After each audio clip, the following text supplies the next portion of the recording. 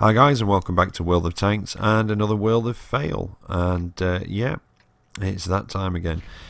Now we're up to number 7, and again I don't know if that's good or bad because it probably means I fail a bit. Although there are, yeah, I think there's quite a few in this one actually.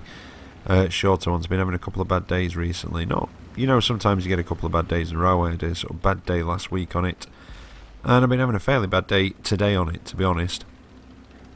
But in fact, no, not last week. Earlier on in the week, even. Or was it last week?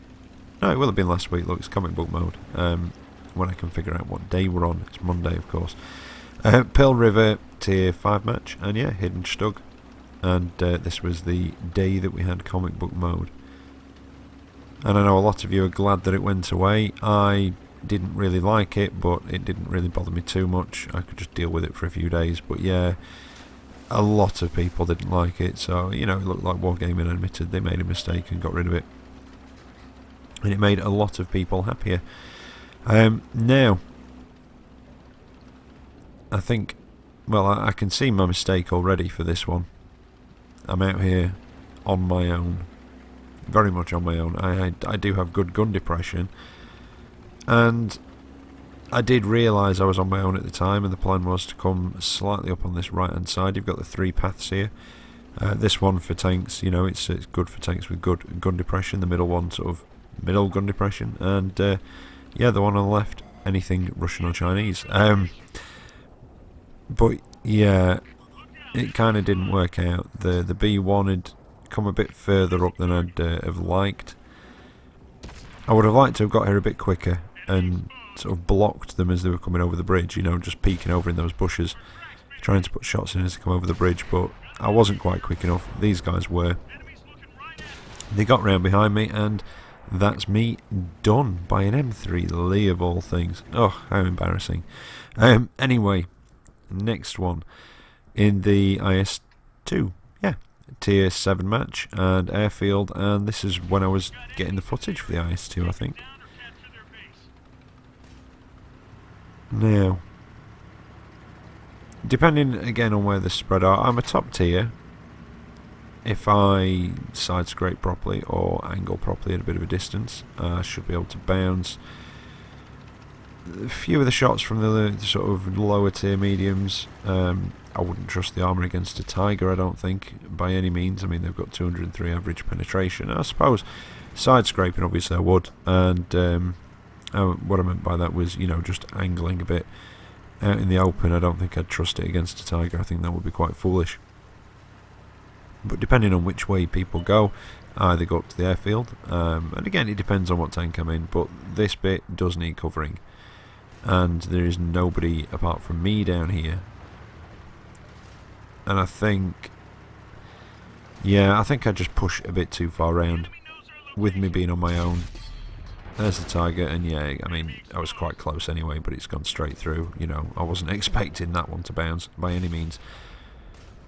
But I think I came a little bit too far around this corner on my own. A lot of the guys on our team, as you can see, are around our cap, up on the hill around our cap, sort of towards the front of it. And behind me, there's that guy in J3.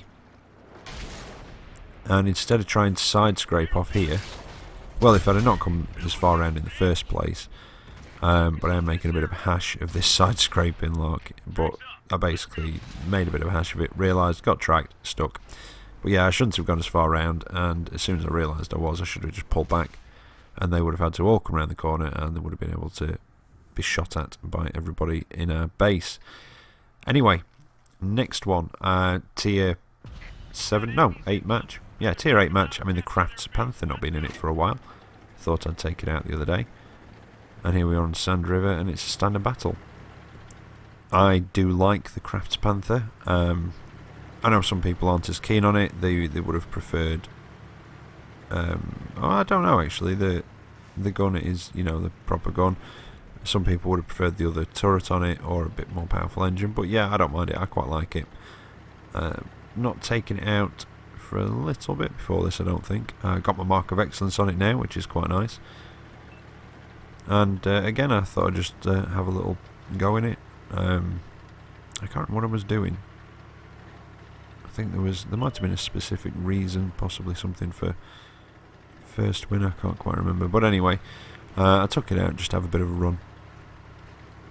And I was going to go up towards the northeastern corner, but then it was looking a little bit sparse over here, so I thought I'd come across here, and because I'd taken my time, that ISU 152 has managed to get down there into the gully, into the dry riverbed, and has caught me coming across there. Now, a bit of overconfidence in the fact that that would have killed him, possibly, or he might be dead by now, has just cost me my tank.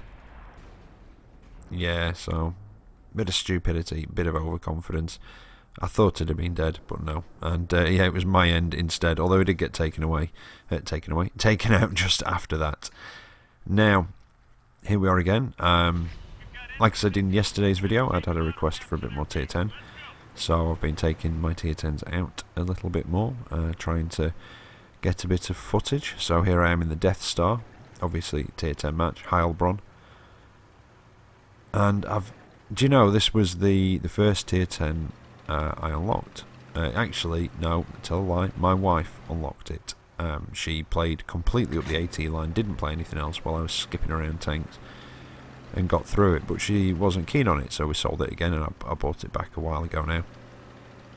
I say a while ago, a few weeks I think, but I don't really go in it very often. I think it's fun, you know, I do. You know, when you can hit something and it does actually pen and just nuke them, it is incredibly funny.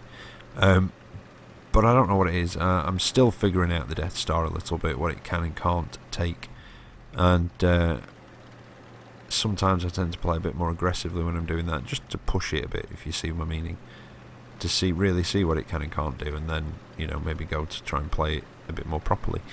And I think that's what I'm still doing with it. I am sort of still figuring it out somewhat. I know it's got alright armour, but it's not brilliant.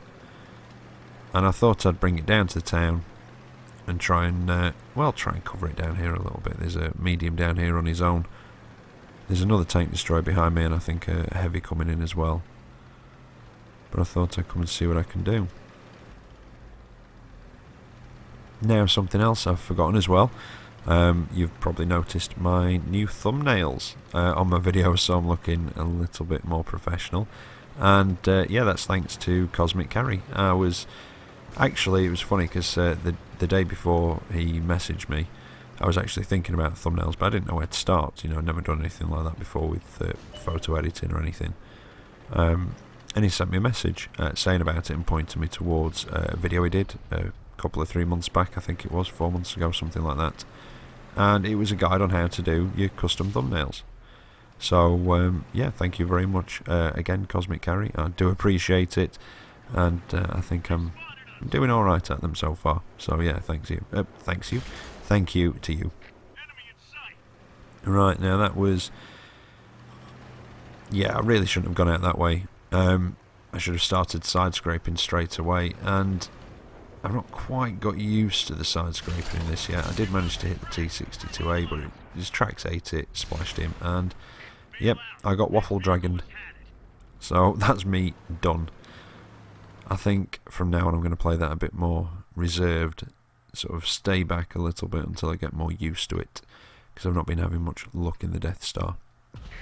Now, here we are. I think... Is this the last? No, it's not the last. This is a slightly longer fail one, and that's just because it takes me longer to get into a position where I fail. Now, I'm in the 110, not played this for a while. I do want to get through this. I am trying to unlock a different nation's tier 10 at the minute. So I'm on the T10 for the Russians, which I've not got it fully upgraded yet. I've got the BL9 on it now, the same gun as on the IS-3, and I don't know. I don't know if I'm keen on that tank, to be honest. I kind of wanted to play it like I'd play the IS-3, you know, when I'm top tier and things like that, but it just doesn't seem to work the same way. I think somebody recommended trying to play it a bit more like a medium, so I think I'll have to give that a try. But I'm not overly taken by it at the minute, but I'll not pass judgment until I've got it fully upgraded, because it might change drastically. I know, obviously, a bit more pen and a bit more damage But you know, some of the other sort of things about it might change a little bit. Because at the minute I seem to get penned through the front of the turret a lot, and this has got the same turret, but I don't seem to get penned through the front of the turret on this one, and I think that's probably because this is a tier 8, that's a tier 9. You know, you're automatically up against slightly higher tiers than this. But I do like this tank. I was going to keep the IS-3, and then I started playing this one, and I just thought this one kind of outclassed the IS-3 a little bit, and there'll be a lot of people that disagree with me on that, but there'll be also probably a lot of people that have played this and might agree with me on that fact. But I just preferred this to the IS-3. It's not quite got the damage that the IS-3 does. I think it's 390 average. This is 320, but it's got a much better rate of fire. The penetration's not quite as high either. This is at 215. But yeah, the rate of fire's there, the accuracy. I think it's got a better aiming time as well. It's not the most accurate gun, but like I say, it's more accurate than the IS-3. The upper glacis, the pike-nosed sort of upper glacis on this does seem to be better than the IS-3 as well. The lower plate, I can't quite remember. Now, I had gone into a side scraping position off here just to check before anything came down the street, and as I started to move down, that T29 popped out, put one into the front of him. I think did he miss or did he bounce? So I went back to side scrape again, but then I got a little bit impatient, I think. Now, you have to be careful side scraping in something with a pike nose, because if you expose too much, obviously that pike nose, they can get it and it's flattened out a lot more. And again, you know, you want to try not to angle the tank because it does flatten out one side of it as well. Now, what I possibly should have done is gone left earlier on and just come out a bit closer, and I come around the corner. It's a bit of a funny angle. Get one into the IS-3 as he goes past, but I took one from the T29. Did he hit me again then? Possibly. And if I'd have been paying a bit more attention to the map, I'd have seen the tank destroyer coming up behind me. But there we go. Set on fire by the Hummel. So I thought the tank destroyer was going to get me, but the Hummel did instead. And again, that was me done. And I shouldn't have gone to that position. I did put myself out in the open and susceptible to RT. I should have gone left earlier on. Now, I'm in the Legion. It's growing on me. I really hate that big weak spot on top of the turret. And the Type 59's turret is better. However, the gun handling on this is very good. And it is the gun handling on me, on this, that's sort of making it grow on me. It has got very good gun handling. The dispersion, I mean, I've got a vertical stabilizer on it, but the dispersion on the circle when you're firing, when you're moving, is, well, as you can see, you know, it's very, very good. And when you fire, there's not a great deal of dispersion on it, and it does settle down very quickly again. So yeah, it does have good gun handling, and that's why it's sort of growing on me. Now we're on Swamp. I think it's tier 9 this one. There's a lot of things I don't like about this tank. You know, the big machine gun turret is one of them. Although the hull is good, you know, the manoeuvrability is, you know, it is good because it's very much like the Type 59. I do like that tank, but yeah, like I say, the gun handling is definitely making it grow on me. And my mistake here, and again, not being in this for a little bit, I've been having a bad day on it today. This was today, and I've been getting a bit frustrated. And just came in a bit too aggressive after that CDC. I shouldn't be this far forward at this point in the match in this tank. And that's the long and short of it. I've cocked up. So, there you go. And the CDC, you know, he's given me a bit of punishment for it. The T-3488 gave me a bit of punishment. And, yeah, that's, you know, that's basically when I realised. Well, actually, I'd realised as I went up after the CDC and took that first hit, yeah, I've made a mistake, I really shouldn't be here. And I was going to back up, but then that medium was going to come around the corner, so I just went to try and, you know, force him back, so I could, you know, pull back a bit more safely. And it's just all gone wrong. And sometimes that's what happens, you know. You make that one mistake at the beginning of the match, and you're done. And this one, I think, is the last of the fails before we get into the, well, hopefully what you'll agree is a fairly decent game. It was certainly fun. But I'm in the captured KV5. I'm training a crew up in this, I think. In fact, I think it's the Ferdinand crew. I've been that busy with doing other things on World of Tanks, you know, like other tanks and things like that. I've not really been concentrating on Ferdinand. I am testing out what somebody recommended about the Mentor perk. Is it? Yeah, putting that on first and then trying it through. So this is a fairly raw crew. Mentor's trained up.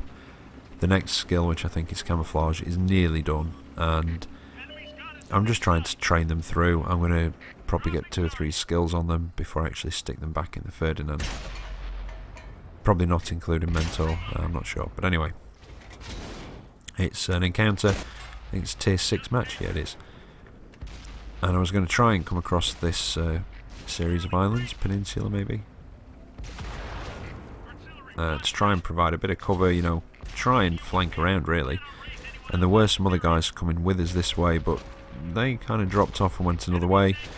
And I've just put myself in the way of a lot of firepower. And then Artie just put the final nail in the coffin, so that was me done. Right, so here we are for what I hope you'll agree is the decent match. I'm in the tier 8 Chinese light tank, the WZ-132, and I've not been in this for a while. And again, I've said that a few times tonight, and yeah, it's been the case. I do like this tank. I feel that it's... I don't know, it can kind of work in a way as a passive scout. It can kind of work as an active scout, although it's not got a particularly good power to weight ratio or even top speed, but it is a very good fast attack tank. Now you've got a choice of 2 top guns on it. Oh, and it's yeah, Mountain Pass, tier 9 match, standard battle. But yeah, you've got a choice of 2 guns on it. You've got a 100mm, which is the one I use, which is 7.5 rounds a minute, 189 penetration, 250 damage. Or you've got an 85mm, I think it is, which is, I don't have the figures, but I think it's slightly less pen and possibly slightly less damage, but a lot faster rate of fire. And it just depends on what you want to use the tank for and how you want to use it. I just prefer the 100mm. I prefer that bit of an extra punch to it.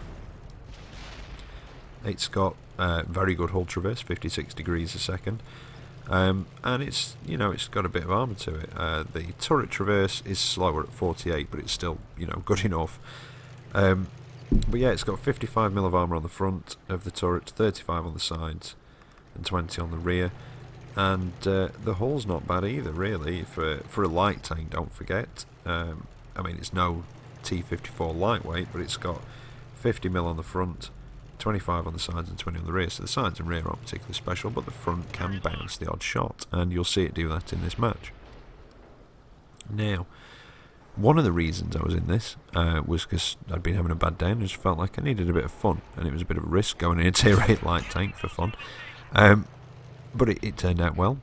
And the other reason was that I've been trying to do the first part of the, you know, the one with the nations where you've got to kill an American, kill a French, kill a Japanese tank, you know, that's, you know, kill basically a tank of each nation. Well, within a couple of 3 matches, I'd done all but the Chinese one. And then I'd just not seen any Chinese tanks. And you know how sometimes when you go in, you know, like some of these tanks, like the Chinese, they're fairly unique, some of them. There's the bounce, you see. And if you go in one, it sometimes matches you up with another one on the other team. So that was, you know, my thinking. The other day, you know, I went in a match, a little bit with this one, I suppose, on the list. But the other day I went in one, and both teams, the team list, the top half, were just mirrored. We both had an E75, I think it was 2 STIs, or an E75, an STI, something like 3 M103s and 2 T10s. And it was just mirrored, so that was the hope. And in this match we've got 2 Chinese vehicles. I'm in one, and the other one is also on our team, so still not got it done yet. Now, I hate being a light tank on this map, I really do. And I don't know, I went round there to try and keep an eye. I mean, the entire team have gone over to either D8 or onto the bridge. at about F7, something like that. So I was just trying to be a kind of early warning system down that western side of the map. Managed to get rid of the 12T, put a couple of hits in on the M103, and then I really didn't want to be that far out on my own, and my idea was to try and come up and over and see if we can ambush anybody or at least spot anybody. And then I saw these guys down in the valley, so I thought I'd put a couple of shots in. Well, try and put a couple of shots in those at the side. Now I got a bit impatient, maybe? I don't know if that's the right word, but you know, there wasn't really much to shoot at there, and I was going to go up towards their cap, but then that M103 from earlier's popped around, and he does appear to be on his own, and that's what I was concerned about, running into a lot of the tanks that aren't accounted for on the map yet.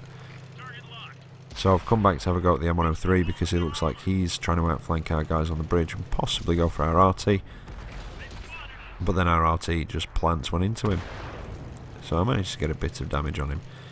But I really did think we were going to lose this match. You know, not so much. Well, now it's 9-6 in our favour, so you know it's looking good. But there was a point a couple of minutes ago where I just thought, you know what, we're going to lose because all our team have sort of gone that way. Half the team's going to hold them off there, and the other half's going to come straight through that valley down the western side of the map, straight into the flanks, and just start picking everybody off. But it didn't happen, so there's a bit of luck involved there. And now I am going for cap. I'm trying to take out the Chi-Ri, trying to avoid his shots. That was a bit of a poor shot, and Artie was having a go as well at me. And then there's an AFK Panther in the base, in the cap circle. Now I realise there's you know, slightly more dangerous opponents to take care of. But even an AFK tank can spot you, and if these guys don't have line of sight, I'm over 50 metres away I think it is, they wouldn't know where I was, so getting rid of the Panther, it possibly give me a bit more of a chance of sneaking away, you know, kind of becoming invisible again and trying to hide and get shots in. But I think I was just being a bit too cautious and just trying to farm a bit of damage out of this match. But now I'm going to try and get Arctic and a reload before he disappears. Come on. Oh, there, that was a lucky shot. And I don't think I'm going to get anything else on the Chi-Ri. And that, yeah, is just as I noticed the Tiger 2. That was target fixation. And if that had been something a bit heftier, or even possibly with a bit of a heftier gun, that could have been a bit nastier for me. But with 56 degrees of full traverse on this, I've got no problem outmanoeuvring him. And now there's just what's left in E75, although he is on full health. But there's enough of us surrounding him that I think we should be alright. But I just don't want him to think, do you know what, I'm going to get an easy kill on that light tank. So I'm going to play it cautious. Manoeuvre around him. And somebody else finishes him off. So there you go, going from a match that I thought was going to end very poorly for me and possibly in a loss altogether to one that ended up, well, not too bad, and I actually had quite a bit of fun in that match, and I think I might be taking that out a bit more often now. But 3,242 damage done, not much assisted, especially for a light tank, but 4,500 for a daily double. I'm quite happy with that, and it put me at the top of the table, so yeah, not too bad at all. Very happy with that result. But there you go, another compilation of catastrophes for you, and I hope you've enjoyed the episode, and as always I'll be back tomorrow with another video, so take care out there, and I will catch you next time. See you later.